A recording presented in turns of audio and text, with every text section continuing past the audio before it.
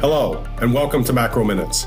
During each episode, we will be joined by RBC Capital Markets experts to provide high-conviction insights on the latest developments in financial markets and the global economy.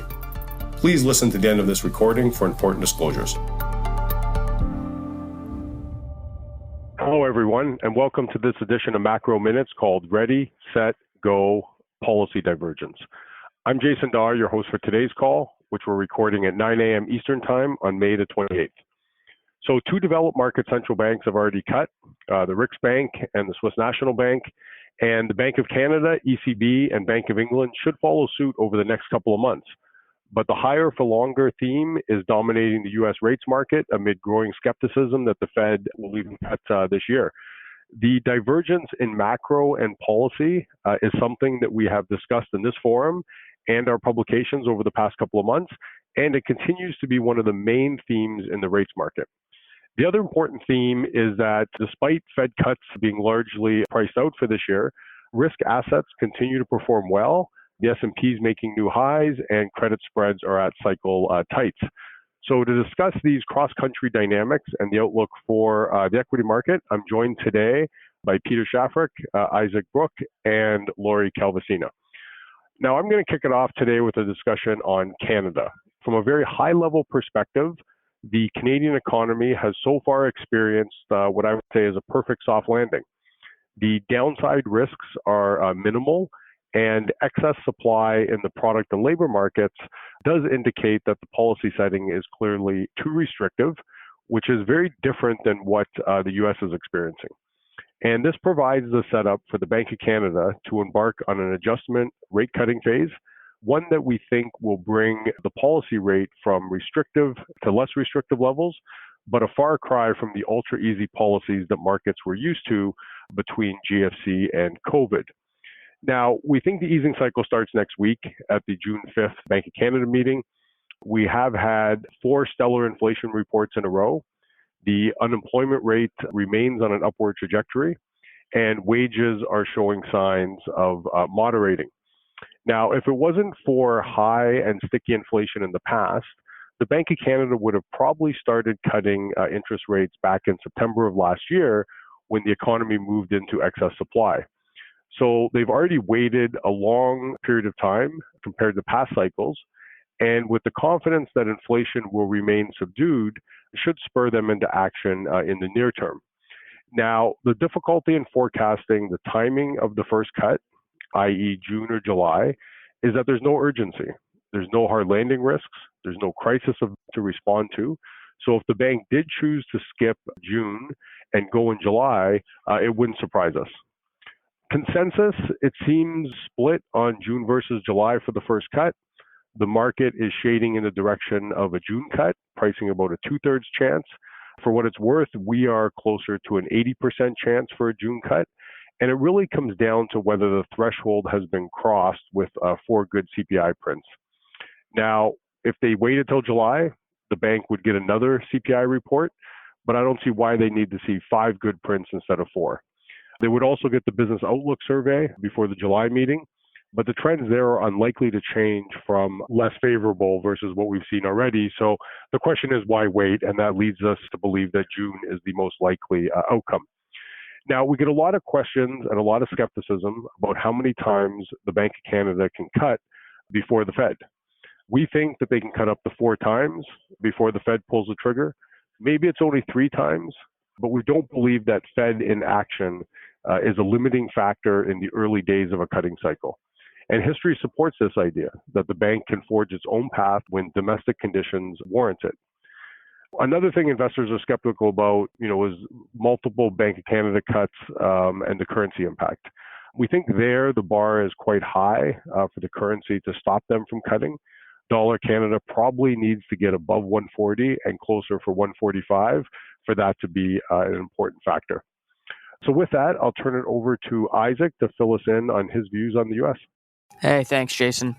Yeah, so I figured since the last time we were on the podcast talking about our Fed view was about a month ago. Since then we've had a lot of important developments. We had the May FOMC meeting, we had NFP and CPI releases, we had lots of Tier 2 data, and a heavy dose of Fed speak. So with all that in mind, I wanted to start off and say that nothing has changed on our Fed view. We still see a December 1st cut and just 2 more in 2025. On the top tier data prints that we saw, April's NFP print was weaker than expected, but it certainly wasn't weak. And while the lack of an upside surprise in the April CPI data was welcome and took some heat off the reacceleration concerns, that zero 0.3 month over month core number isn't likely to meet the Fed's good data test. We're going to need to see many more months of good data for them to get confidence on inflation's path lower. So shortly after the April CPI, with yields near their lowest level since before that March CPI surprise, we had written that we were neutral on duration at that point.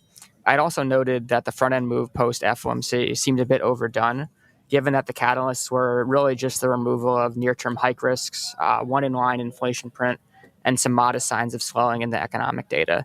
And last week, we got a bunch of reminders of how those stories, no hikes, no inflation surprises, and weaker data can flip back in the other direction. So the FOMC minutes that were released last week were more hawkish than expected, with a lot of attention on the line that various participants noted a willingness to hike again if needed. Now, that shouldn't come as a surprise, but it's just a reminder that hikes are only off the table as long as the data cooperates. And overseas, UK inflation data did not cooperate. UK CPI came in stronger than expected. Markets priced out about a full 25 basis points of Bank of England cuts. And that serves as a pretty stark reminder that over here, all it takes is one upside inflation surprise, and we'll be back to worrying about reacceleration, no cuts, or even hikes. And then lastly, last week, weaknesses seen in prior releases of lower tier economic data faded. The focus was on the S&P PMIs, which said that U.S. activity rose at its fastest pace in 2 years. That has reduced the probability or possibility of sooner or faster than expected cuts based on an economic deterioration. And combined with some hawkish Fed speak last week, that's really taken the already limited pricing for a July cut close to zero. So all in all, I'd say last week's developments were firmly in the higher for longer camp. And it's no surprise that the front end led the sell-off last week. 2024 cut pricing is back to just about 33 basis points versus 50 basis points immediately post-CPI. 2-year yields are back above 490. Duration is back near the top end of what's likely to be these new ranges. So I'm looking at 450 10s and 460 30s, and then curves bear flattened. I think overall, though, markets remain stuck in this choppy and range-bound wait-and-see kind of environment until the next set of top-tier data. Until then, signs of marginal strength and weakness in the economic data, positioning in technicals, and developments from abroad are going to determine how we trade in those ranges. And I think, the developments last week certainly argued for yields moving higher. I do think that for this week, the most likely outcome is a partial retracement of these moves. So I'd lean tactically long in the short term. I think incoming data and Fed speak for this week is unlikely to change the narrative. The front end is back near local highs, which makes for an attractive entry point, as does duration, which is probably near the top end of these new ranges. And I'm also constructive on auctions we get this week. So we're getting UST supply in the form of twos, fives, and sevens. So I guess overall, the catalyst needed to propel us out of those ranges in one direction or the other is likely going to need to come in the form of top tier data. And we don't get anything on that front until NFPs at the end of next week. Okay, thanks a lot, Izaac. Next up is Peter to unpack the outlook in Europe. Thank you, Jason. So before I speak about the euro area and the ECB, I would like to quickly speak about the Bank of England, particularly as Izaac mentioned, we had a bit of a repricing following the latest CPI number. So essentially, as Izaac has mentioned, the last inflation numbers were quite a bit above the market consensus, but also above the expectations that the Bank of England had put forth. And as a result, the market has now reduced the expectation for June down to zero, which we always thought was probably going to happen anyway, but has also reduced the expectations or the implied probability for an August rate cut down to 8 basis points. Now, we think there's still a very decent probability, probably more than implied by the market, that the August rate cut will come and that this will be the first step for the Bank of England, mainly because we know that the bank is bound to cut rate. They have an easing bias, and they obviously have shifted in that direction in terms of their voting already. But we also know that as the summer progresses, the window of opportunity will get smaller, mainly because the base effects that have driven inflation down will have run its course. And we know that the intrinsic part, the domestically generated inflation part, is coming down only much more slowly. So we think if they want to get started, this is probably as good an opportunity as they get. However, having said that, it's clearly not a slam dunk, but on balance, we think that the risks or the odds favor going in August more than the market is currently implying. Also on the UK, because the general election date has now been announced, we probably won't be getting a lot of communication from bank officials because they essentially said or have cancelled most of the set piece speeches. Now, moving on to the ECB, we just have changed in the latest update that we've produced our ECB call for rate cuts in 2025. Now, they will cut rates almost certainly in June, so next week. And the question for us is what comes thereafter and how do their forecasts shape up? And here I would really like to take a step back to digest or unpack what is embedded in their forecasts that drives them to expect that inflation returns to target. Because the ECB have been surprised in terms of the magnitude of growth that we had. However, they always had a recovery of the economy embedded in their forecasts. So that doesn't per se come as a surprise.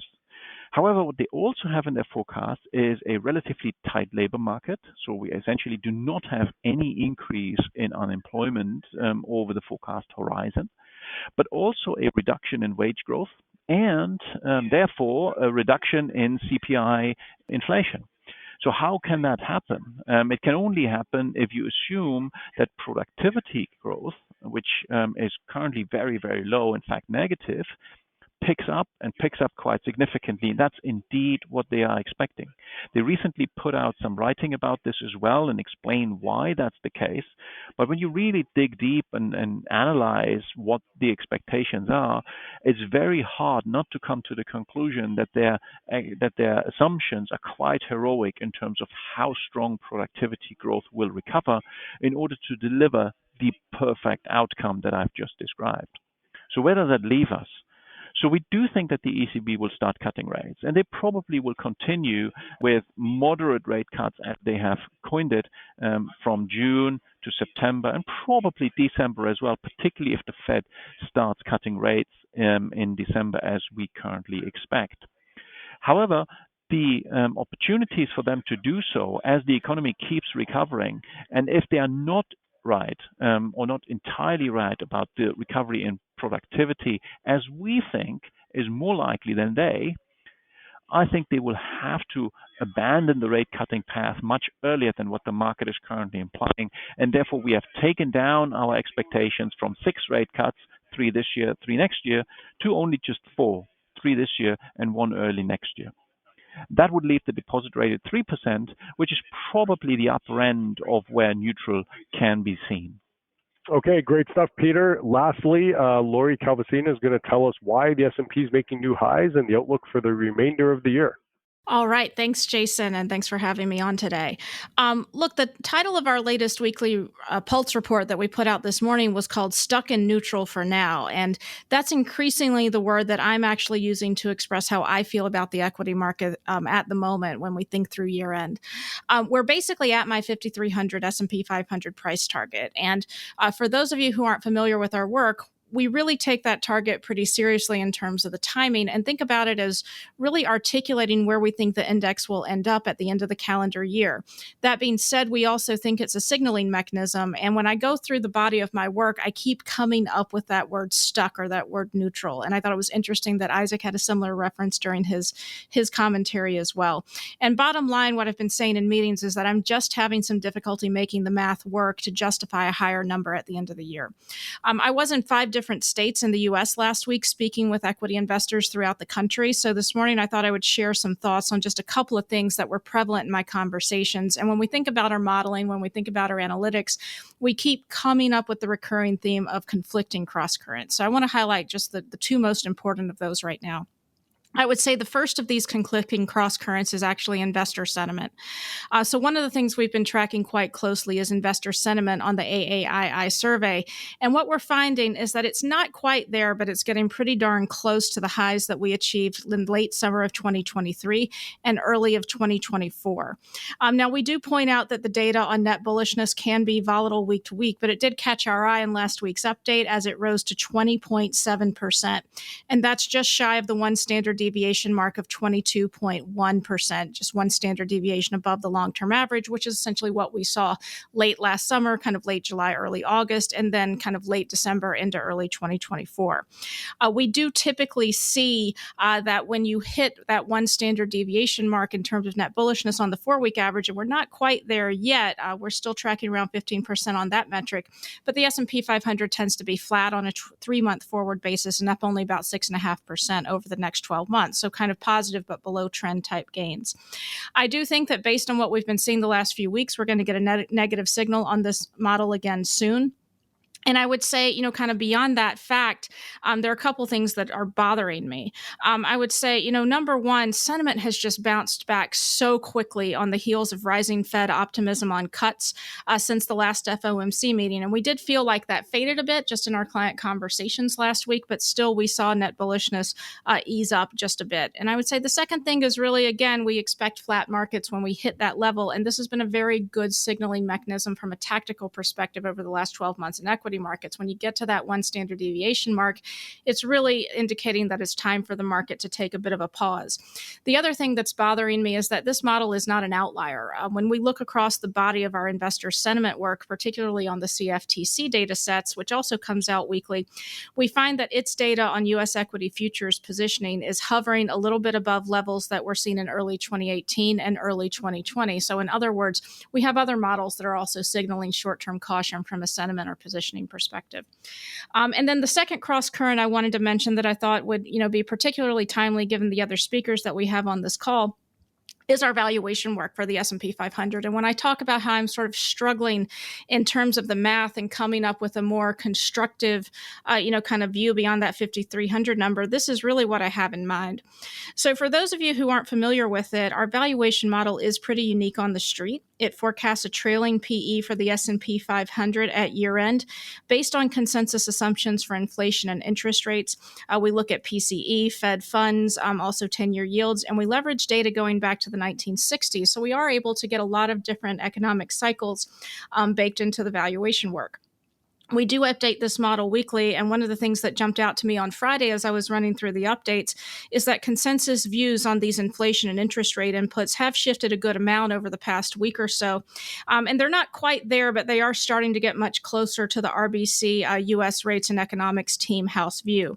So what we're seeing in the model right now is that it's projecting a year-end trailing PE of about 21.5 times. That's down from about 21.8% a few weeks ago. And if you do the math with our earnings number of 237 or the bottom-up consensus earnings number of 245, and both of those will be 2024 stats, it implies an S&P 500 price of 5,100 to 5,300 is fair value at the end of the year. So obviously we're trading right at the high of that right now. We do have a few stress tests that we're monitoring, and one of the ones that we look at bakes in no cuts, stickier than expected inflation, and higher than expected 10-year yields, though nothing disastrous. It does point to a slightly lower PE at around 20.8 times and a range of 4,900 to 5,100 in terms of S&P pricing at year end.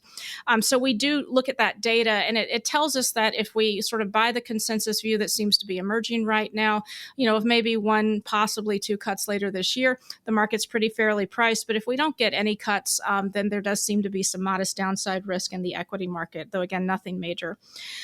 It's worth noting in my travels last week that the equity investors I spoke with, who were mostly in the long-only camp, generally are not expecting any cuts this year. So they're really in that kind of no cut part of the market. That's a little bit different than what I've observed in prior weeks, where I was frankly talking to more hedge funds investors who were really, kind of more optimistic about cuts.